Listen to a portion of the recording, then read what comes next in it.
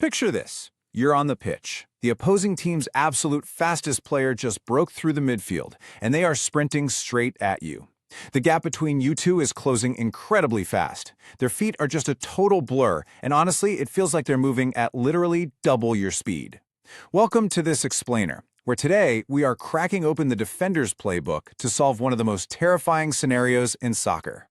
Heart racing? Yeah, it should be. That sudden rush of panic in your chest is completely normal. Fast players are an absolute nightmare for defenders. They dash past the defense, create massive scoring opportunities right out of thin air, and they often dictate the entire rhythm of the game. When you feel that panic set in, your instincts are probably screaming at you to just turn around and run faster. But, as we're about to see, relying on raw speed, that's a massive trap, and it usually ends with the ball sitting in the back of your net. Okay, let's dive into this, because the reality here changes absolutely everything. Ready? You don't need to be faster. You just need to be smarter. Seriously. With the right strategy, the perfect timing, and a bit of intelligence, you can actually outrun even the absolute fastest player on the pitch. It completely flips the script on how we think about defending. Section 1. The Speed Myth. Rethinking Defense. Let's contrast physical speed, just running really fast, with mental speed. Mental speed is all about strategy, timing, intelligence, and anticipation. A truly smart defender actually slows the whole game down in their mind. You aren't trying to match their crazy sprinting velocity. You're using your anticipation to just arrive at the destination before they even decide to go there. Moving on to Section 2, Power of Perfect Positioning, your very first line of defense. Positioning is quite literally your first line of defense. The absolutely crucial point here is getting yourself firmly positioned between the attacker and the goal. By doing this, you create an immediate, unmovable physical barrier. You are forcing that speedy attacker to work so much harder. And when attackers have to work harder and they have to suddenly rethink their direct route to the goal, that's when they make mistakes. So, by simply blocking their path, you inherently slow them down. This forces those crucial mistakes we just talked about. If they decide they have to try and go all the way around you, perfect. That longer route buys you the vital time you need to react and adjust. Oh, and notice that last fundamental, keep your body low and balanced. You've got to stay incredibly alert, keep your eyes on the ball and the player, and maintain that coiled, ready-to-spring stance. Section 3. Controlling the space. Maintaining distance. Now, misjudging the space, that is where most defenders completely fail against speed. Think about it. If you get way too close, the attacker can easily dodge you with a quick shift in momentum. But on the flip side, if you're too far away, they're just going to use that raw speed to outrun you. You're basically giving them a runway to accelerate. So, the trick is finding that absolute sweet spot.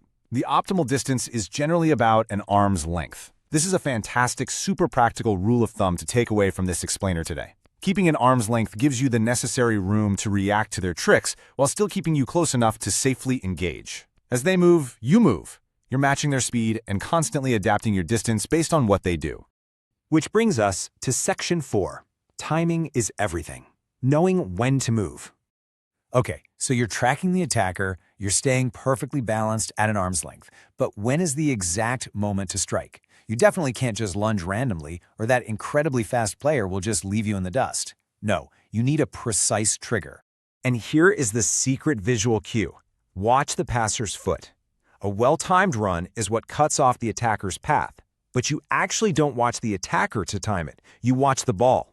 The exact split second the ball leaves the passer's foot, that is your specific cue to make a well-timed run. So here's how this entire sequence builds. Step 1. Watch the ball leave the passer's foot. Step 2. Instantly make your run. And Step 3. Get in front of the attacker before they even have a chance to receive the ball. Staying calm, being highly focused, and executing these 3 steps at the absolute perfect moment, it takes dedicated practice. But this is exactly how you completely neutralize a massive speed advantage. You just arrive at the ball first. Section 5. Smart Physical Tactics. Using body contact. Now, this is absolutely vital to remember. It is not about being rough out there. It's about being smart. You aren't trying to commit silly fouls or go in for reckless tackles. Proper body contact is actually a highly tactical move that you use to legally disrupt that fast attacker's rhythm. For really smart physical contact, you must stay low and balanced so you can maintain your leverage. You use your body to shield the ball, and crucially, you use a firm, perfectly legal nudge with your shoulder to safely knock the attacker off the ball.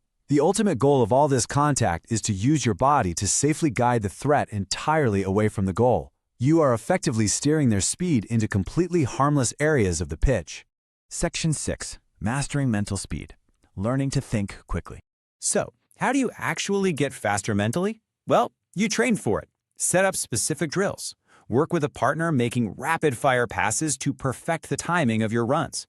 Run drills where you specifically practice shielding the ball and using that shoulder nudge. And honestly, challenge yourself with fast-paced cognitive drills to practice making quick decisions on the fly.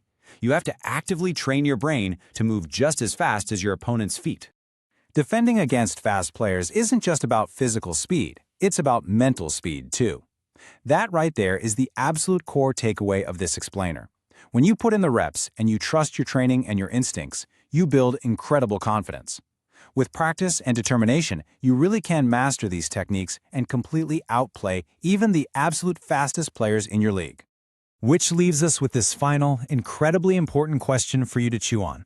Will you let speed dictate the game, or will you outsmart it? The next time a ridiculously fast player comes sprinting straight at you, just remember your playbook. Stay balanced.